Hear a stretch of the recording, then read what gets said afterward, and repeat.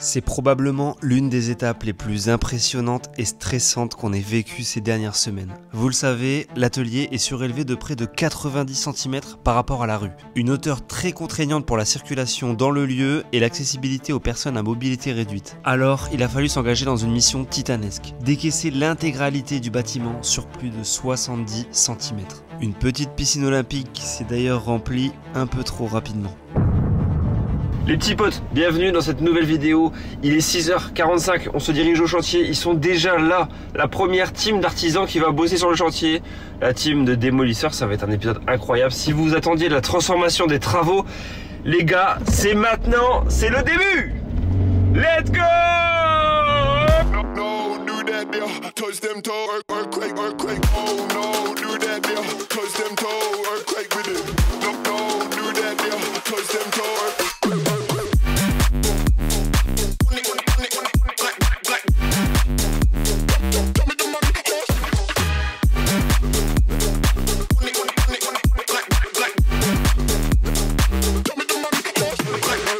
Pour cette mission, on a fait confiance à AGDI, des spécialistes de la démolition intérieure. Ils sont venus avec leurs plus beaux jouets et surtout une équipe en or prête à en découdre. C'est la folie, c'est la folie, c'est la folie, c'est la folie.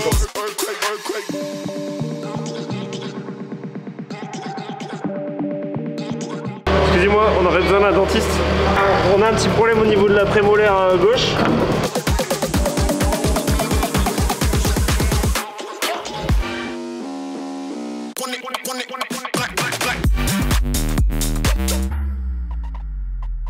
Ça, c'est le Broc, la dernière génération des robots démolisseurs. Il est hyper compact, ce qui lui permet une incroyable polyvalence dans les espaces confinés. Parce que non, je ne vous ai pas encore donné toutes les missions qu'AGDI va devoir relever. La salle des cuves doit être détruite. Ce sont près de 30 mètres carrés à récupérer ici. Mais pour ça, le robot va devoir faire face à des murs ferraillés comme on n'en avait jamais vu auparavant. Bon les gars, vous voyez derrière moi, c'est parti. C'est la boîte AGDI Démolition, ils font que ça, ils font que de la démol. C'est déjà le sbeul, je vais pas réussir à suivre.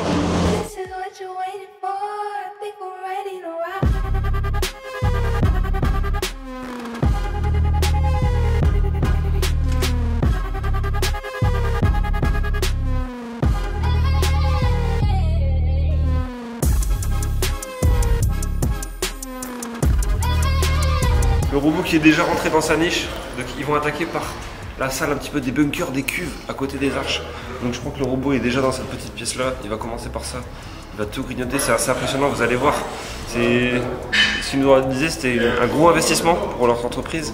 Mais grâce à ce robot, ils sont capables de démolir assez rapidement et surtout sans effort, de ménager les équipes et tout. Donc c'est trop bien.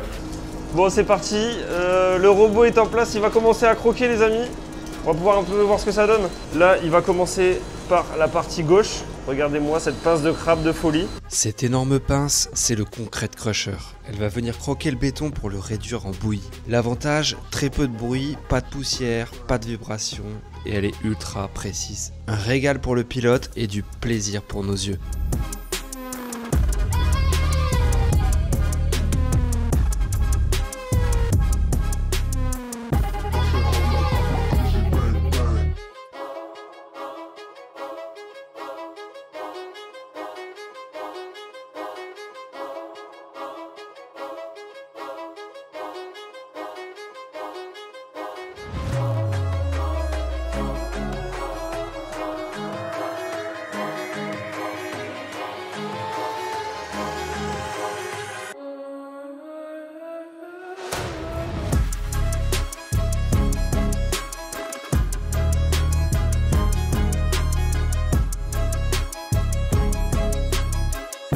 Il y a l'air d'avoir pas mal de remblais quand même.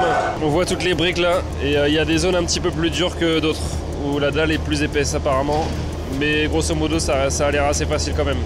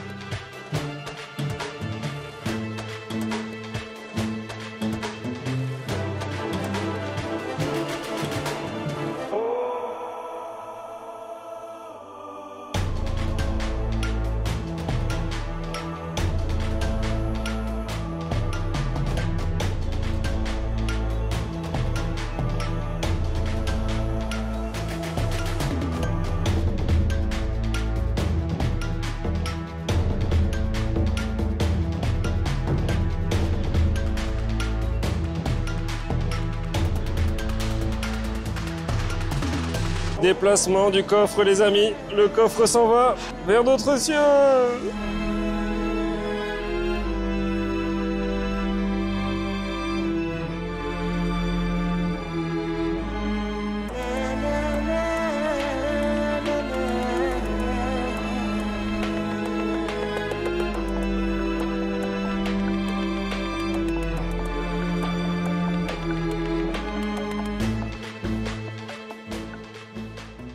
En fait, il faudrait lui ramener une chaise là-bas. Il devrait piloter comme ça. Ah ouais, pour le robot. J'avoue, il est trop bien le robot. Putain, mais ça avance de fou. Ouais, c'est excellent. Regarde-moi ça là. Ça fait 1 heure qu'ils ont commencé. Ils sont installés en 2 ou 3 mouvements.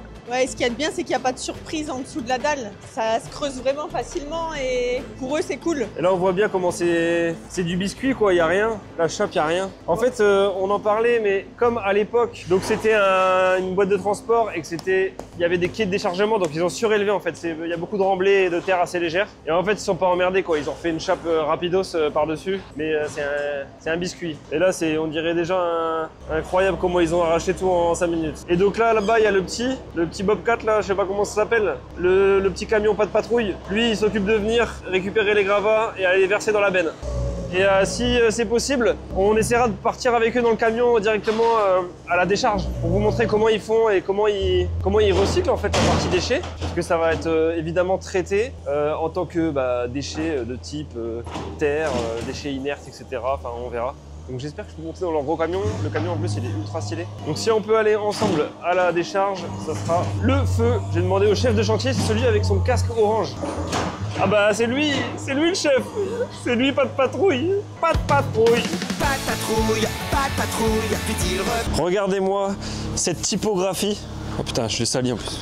Je suis vraiment crapé. Du coup là, ils sont en train de remplir au max la benne. Et en fait, selon où est localisé le chantier, ils se renseignent là où ils peuvent décharger les gravats. Donc là, il m'a dit qu'ils ont trouvé un spot à 3 km d'ici. Et du coup, je me dis, ça serait trop bien d'aller directement à la décharge ou au centre de tri. Enfin, je sais pas comment ça s'appelle. Ouais, où ils revalorisent tout ça. Et j'aimerais trop y aller pour voir un peu à quoi ça ressemble. Comme ça, au moins, on aura le circuit un peu complet de tous les matériaux.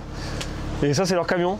Et en vrai, ils ont fait un taf, tu vois. Je trouve que c'est sympa. Hein. Regarde, prends du recul. AGDI. À ton avis, ça veut dire quoi, AGDI? Je crois que c'est le nom du créateur de la boîte, Arnaud Garnier. Donc ça, je pense que c'est Arnaud Garnier. D comme démolition et I comme il peut rien nous arriver, gros. Ils sont situés dans le 80. Alors en fait, le 80, pour la petite histoire, c'est de chez moi, puisque je viens de Picardie. Donc ça me fait d'autant plus plaisir d'avoir une entreprise picarde qui vient bosser ici. Et si jamais je vous laisse son 06, il n'y a que des beaux gosses.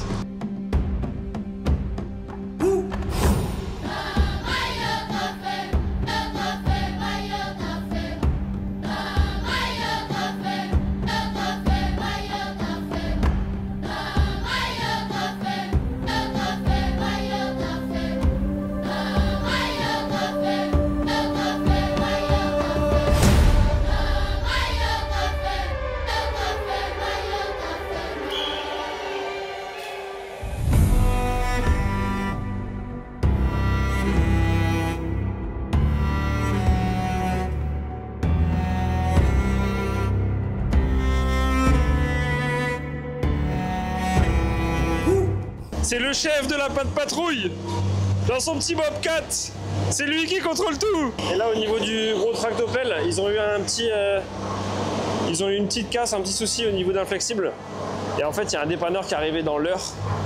Je pense qu'ils ont forcément, ils ont un contrat avec des sociétés qui gèrent les machines. Et du coup, qui font la maintenance. Et le mec, il est revenu direct. Donc là, il l'a réparé. Il va se remettre en route et c'est reparti. Ça va faire vraiment bizarre, mais ça va faire du bien d'être plus bas. C'est vrai que Rachel, elle disait que la proportion du bâtiment, c'était large, mais pas très haut finalement. Enfin, vous allez me dire, pas haut, attends, t'as 6 mètres sous plafond, si c'est beaucoup, mais ce sera mieux proportionné, je pense quand même à la fin, d'être plus bas. Donc là, j'ai hâte de marcher vraiment au niveau un peu plus bas et se rendre compte de ce que ça fait en fait. Et ce qui va être cool, c'est qu'après on va pouvoir vraiment attaquer. C'est-à-dire que dès qu'ils ont terrassé, ils ont enlevé, on va pouvoir installer les réseaux d'assainissement, toutes les gaines même après pour les lecs.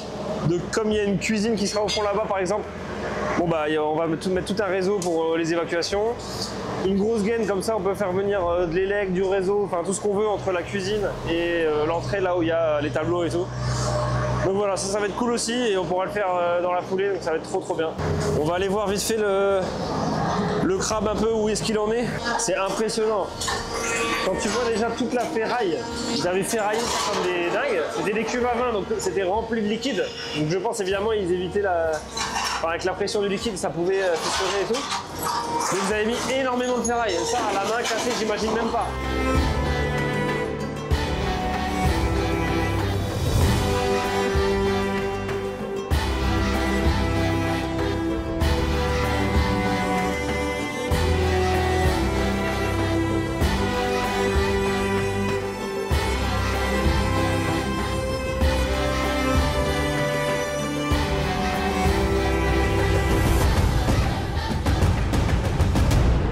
Une petite GoPro sur le godet. Normalement on devrait avoir des petits plans sexy. Les amis, si vous avez une entreprise dans le bâtiment, que vous voulez de la vidéo professionnelle, ça peut tout à fait se faire. On a tout ce qu'il faut. Sans qu'il y ait moi dessus ou quoi. Là on parle vraiment de juste faire une belle vidéo pour vos futurs clients. La prod quoi. De la prod, on est là. Mettez un petit commentaire, on vient, on vous fait des contenus vraiment en immersion sur vos chantiers.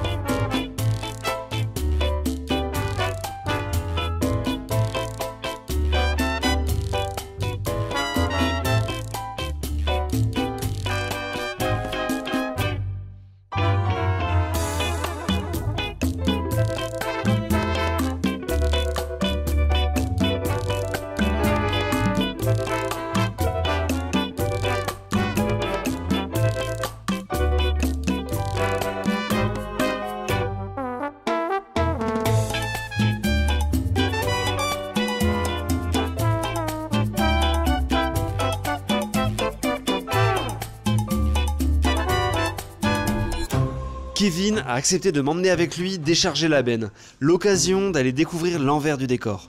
Mais où vont tous ces gravats? À quoi ça ressemble là-bas? J'ai besoin de savoir.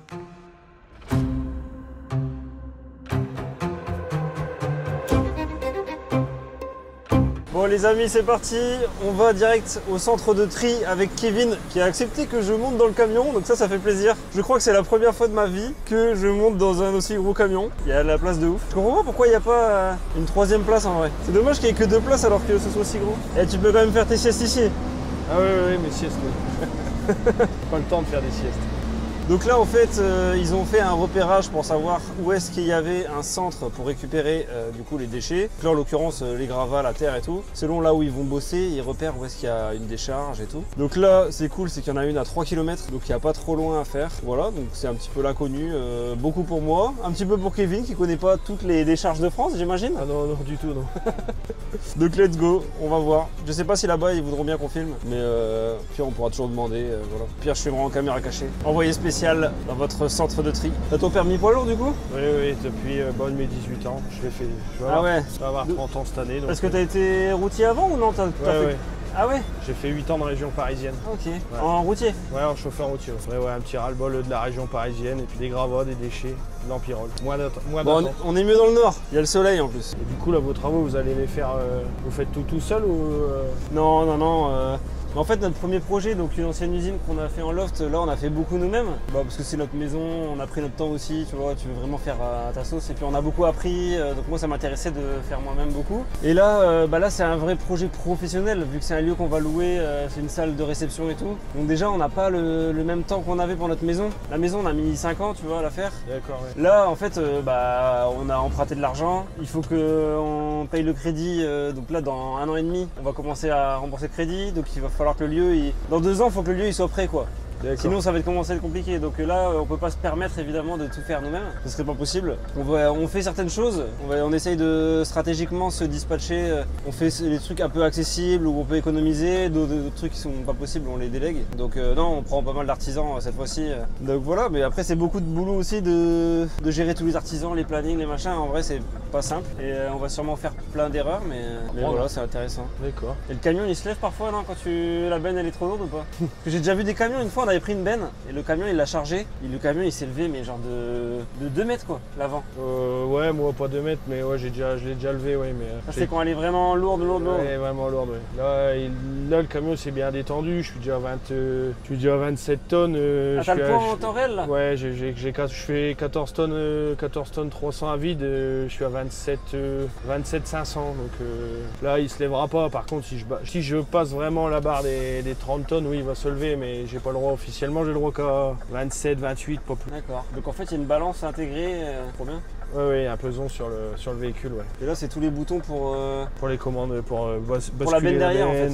Pour la poser au sol. Ah, vous avez prévu quand même 2 ans de travaux? Bah ouais, mais il y a quand même de la surface hein. Et en vrai, notre maison, on avait dit dans 1 an et demi on aura fini. Et pour vraiment qu'elle soit finie, après quand je dis fini, bah au bout de 2 ans c'était habitable. Enfin on pouvait déménager, voilà. Mais après quand je dis fini, c'est vraiment fini, tu vois. C'est vraiment toutes les finitions, tous les meubles, c'est vraiment j'arrête les travaux. Donc oui, maintenant on sait très bien comment ça se passe. Les travaux ça dure toujours 2 fois plus longtemps que ce qu'on imagine. Donc moi je préfère dire 2 ans, même avec des artisans, et au moins on est serein dans notre tête et on n'est pas là sous pression. Plutôt que se dire 1 an et là en fait t'es toujours à courir sur les plannings.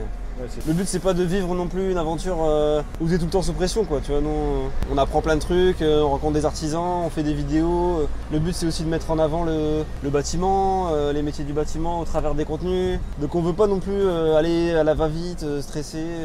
Tu vois là je pourrais être sur le chantier et à faire des trucs à côté, mais bah, je préfère bien faire du contenu, filmer, aussi vivre des moments tu vois. Donc forcément tout ça prend plus de temps que la normale.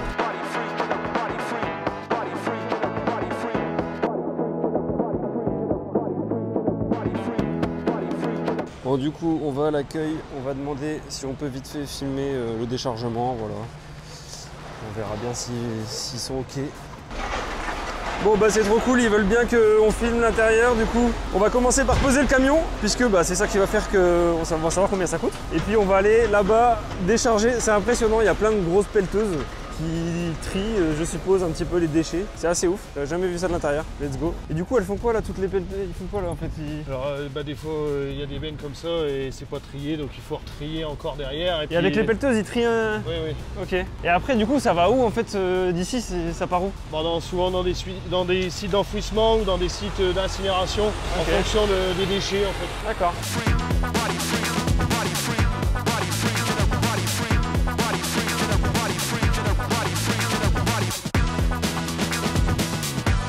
Bon c'est parti, la pesée a été faite. Maintenant on va décharger la benne. Donc ici en fait c'est juste un énorme terrain où en fait les entreprises viennent vider leurs bennes. Eux aussi ici ils louent directement des bennes. Et bah ça vient décharger là et après c'est retrié. Ah c'est mon Kevin, décharge-nous ça.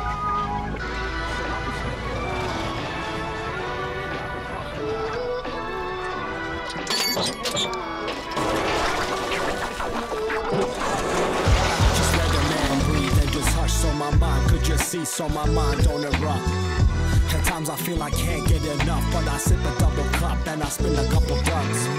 Sending out some love to my blood, to my girl, to my buds, to the homie up above. And no more time for picking up to these fakes.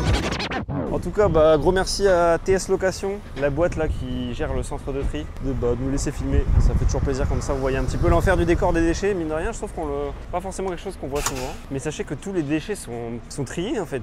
Aujourd'hui, il y a des lois. Donc, quand vous remplissez vos poubelles, quand vous allez en déchetterie, quand vous remplissez des bennes que vous avez à louer, faites le tri en vrai parce que derrière, il y a des gens qui le refont.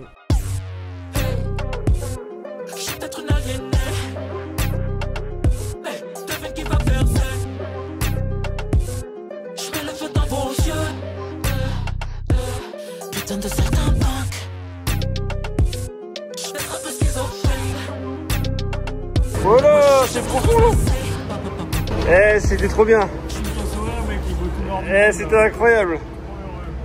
C'était trop bien. Alors, raconte. Bah trop cool. Ben trop bien, on arrive là-bas, il y a une énorme plateforme pour poser le camion. Tu le pèses quand tu arrives et en fait tu le pèses quand tu pars parce que t'es vide. Ils font le delta et tu payes. Ah. Surpris du prix. Hein. Ah ouais? Combien vous dites que c'était là pour décharger ça? 150. Hein? 350. 460. Mais non. TTC.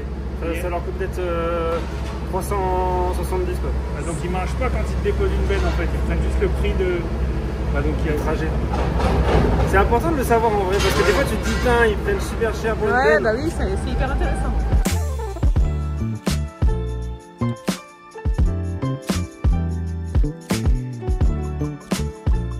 Bon, pour la première journée se termine.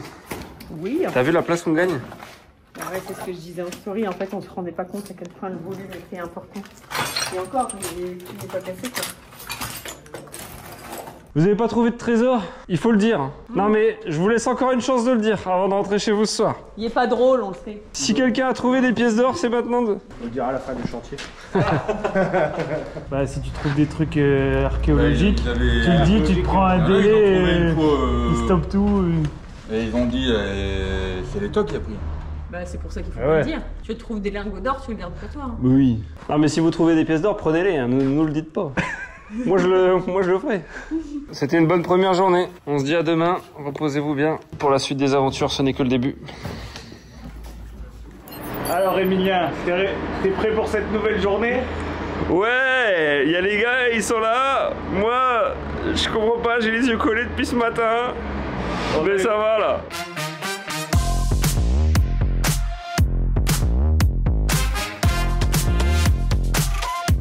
Bon les amis, c'est parti, deuxième journée. Ils sont en train de casser là au bord des bureaux. Donc j'ai hâte de voir le mur jusqu'où il va, jusqu'où il est profond.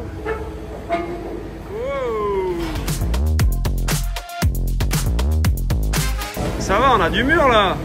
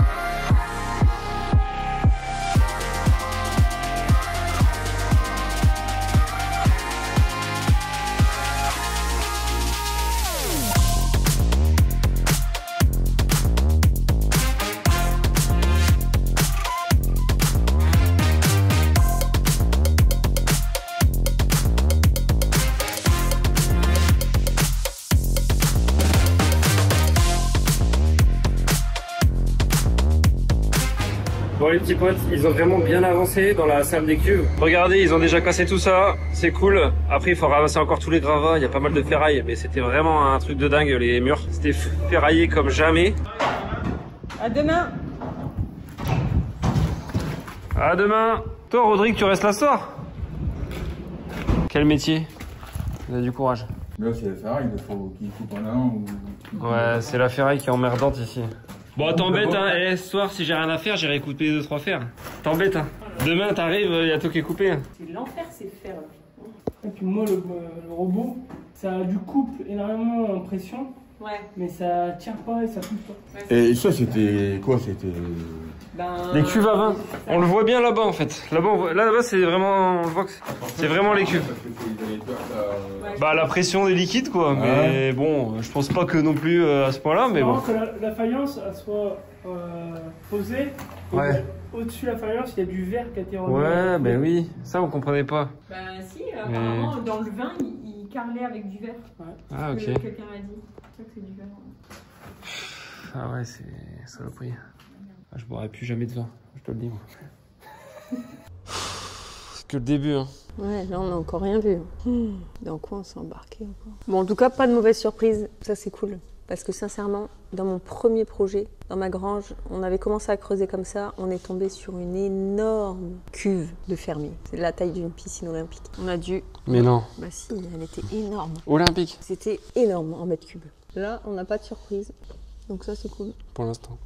Les fondations sont bonnes. La terre est bonne. Ils disent que c'est du sable de lapin. Ils arrêtent pas de dire ça. Je sais pas c'est quoi du sable de lapin. C'est une expression ou c'est... Du sable de Ça lapin. existe vraiment, dites-nous si du sable de lapin c'est... Ils disent que c'est pas de la terre, que c'est du sable de lapin.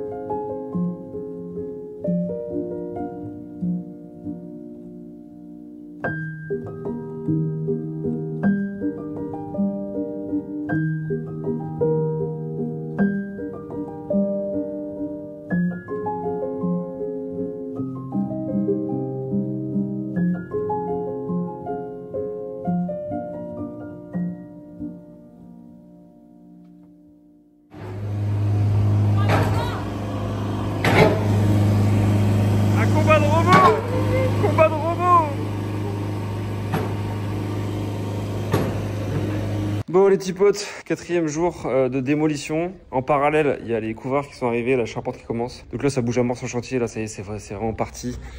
Au niveau du décaissement, ils ont bien avancé.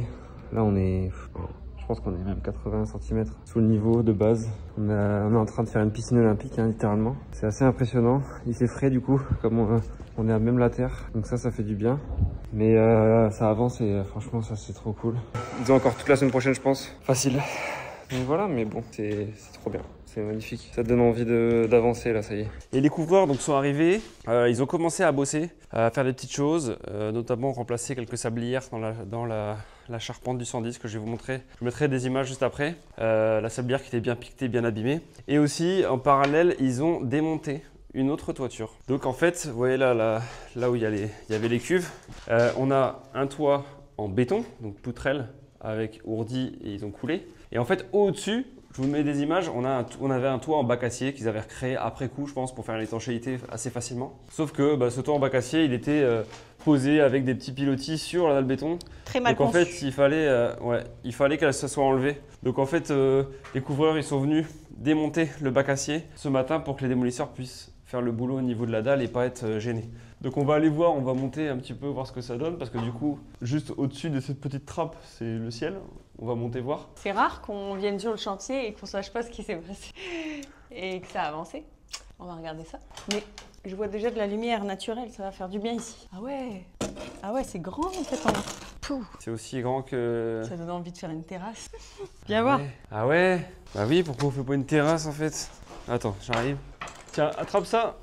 Waouh. La dernière fois qu'on était venu là-dedans, c'était tout noir, tout sombre. C'était un espèce de mini grenier. Maintenant, c'est à ciel ouvert. Waouh. Waouh. T'as vu, ça monte haut là. Bah ouais. Tout ça, ils vont devoir le dégager. Oh, il n'y a qu'une brique, ça va. Regarde, c'est tout fin. Ouais. Oui, parce qu'ici, ça nous appartient aussi. On va tout péter. Là, il y a un micmac en fait. Il y a un micmac de toiture. Et donc, en fait, on va refaire un toit plat, donc plus haut que cette dalle béton. Et on va venir aller contre le mur. Du coup, tout ce qui est là, ça va être démonté. C'est beau ça là. J'aime bien. Regarde le bois. C'est sympa cette étagère. Putain, et là on voit, ça devait être à l'extérieur à l'époque. Ouais, je pense que c'était l'ancienne façade. C'est joli. Ça a été rafistolé vraiment 10 millions de fois, j'ai l'impression. On n'y comprend presque plus rien tellement Ouais, il y a tellement eu de rajouts. Et là, c'est une fenêtre qui est coupée par exemple. Ici, il devait y avoir une fenêtre et c'est un soubassement de fenêtre qui donne en fait sur la cour et le jardin. Il y a une caisse d'outils là. Il y a des vieux outils, des vieux roulements. Toujours pas de lingots d'or. Ça va, chef? Je suis voisin. En fait, si vous vous posez la question, tout autour, c'est un peu des logements sociaux. Et les fenêtres qui donnent justement sur cette toiture-là, en fait, les personnes ne peuvent pas les ouvrir complètement. C'est que, si vous voyez, des fenêtres en oscillobattant. Ouais. Donc on va venir en fait faire quelque chose quand même de très joli et très propre sous leurs fenêtres. Hop. Et on viendra faire un toit en EPDM et vraiment très propre. Et comme ça, on va garder aussi cette... on va garder... Le chien, il est actif. Hein. De Dieu. Non, de Dieu. Voilà. Et donc en dessous, c'est la salle de la défaite. Pas la salle de la défaite, ce sera vraiment une salle où on va pouvoir vraiment reposer toutes les chaises, les centaines de chaises, les tables, les bougies, la vaisselle. Voilà. En tout cas, les couvreurs nous ont dit que le bac acier c'était vraiment fait avec le cul. C'était complètement merdique, ça tenait pas. Et donc c'est à l'image de plein de trucs qui ont été faits dans ce bâtiment, qui ont été faits complètement à l'arrache. C'est pas grave, on casse tout, on garde rien, ça tombe bien. Et là, on a à côté, c'est du coup la toiture, la salle des arches, d'accord, qui est dans la continuité. Et donc là, la petite verrière en pyramide au-dessus des arches. Et donc sur cette toiture, là on garde tel quel, ils vont simplement refaire une étanchéité en EPDM par-dessus. Voilà, faire une petite remontée autour et on viendra recréer une verrière et se poser sur leur truc. Ce qui me semble très compliqué et j'ai hâte de voir comment ils vont faire, mais j'ai peur qu'on fragilise les murs là parce qu'on va péter toute cette dalle là, mais c'est vrai qu'elle est bien prise quand même sur les petits bouts de mur qui restent. Alors, ouais, parce qu'en fait, on vous montrait en bas les poutrelles, elles sont dans ce sens-là. Donc en effet, s'ils cassent, ils coupent et elles tombent, bah ça fait levier et ça arrache tout le mur. Donc il va être obligé de détailler et de faire couper ça tout propre. Mais ils peuvent le faire. Hein. Par contre là, il pleut, on est complètement sous l'eau. On est déjà sous l'eau. Mais c'est l'été, ouais, on est sous l'eau déjà. Mais on est l'été, donc déjà ça c'est... Niveau planning, on va pas se mentir, on est plutôt bien. Enfin, c'est pas trop mal d'être tombé dans cette période pour faire les toitures. Ouais. Même s'il y a un couvreur qui a eu une insolation hier, il n'est pas là aujourd'hui. Il y en a déjà un qui a pris un coup de chaud. Ouais, parce qu'on fait la toiture et c'est vrai que là en ce moment il fait quand même 30 degrés dehors. Et c'est ce qu'on se disait hier, les pauvres, ils sont en plein cagnard. Là tout est abandonné. Hein. Regarde là, ils ont parpiné. Ça donne envie de racheter tout ça. Mais ouais, on fait des dortoirs géants ici. On invite tous les abonnés. Allez, go. Regardez, c'est parpiné comme des chabères là. Des chabères. Ça c'est l'expression du Nord. Personne connaît chabère. Qui connaît l'expression chabère? Dites-nous dans les commentaires. Bon voilà, le premier épisode de la démolition est terminé parce qu'il y en aura un autre puisque ça prend du temps. Voilà, on a déjà passé une première semaine. Donc on s'arrête là pour cette vidéo. La suite au prochain épisode où vraiment je pense tout sera terminé. Si vous êtes intéressé, vous avez des besoins en démolition, on vous met le contact de l'artisan, s'appelle AGDI, Arnaud Garnier Démolition intérieur. Voilà, et franchement c'est des cracks, c'est des pros, ils sont très bien équipés, même si vous êtes des professionnels pour des gros chantiers, partout en France, ils sont capables de se déplacer. Donc voilà, vous avez le contact en description, n'hésitez pas. Nous, on continue à charbonner, les couvreurs sont arrivés, vous verrez ça la semaine prochaine. Le chantier est en train d'être transformé et ça fait trop du bien. Ouais, ça fait du bien, franchement. T'en penses quoi? C'est trop bien, c'est cool. N'oubliez pas, un petit pouce en l'air. Un petit commentaire, ça nous pousse à en refaire. Ciao.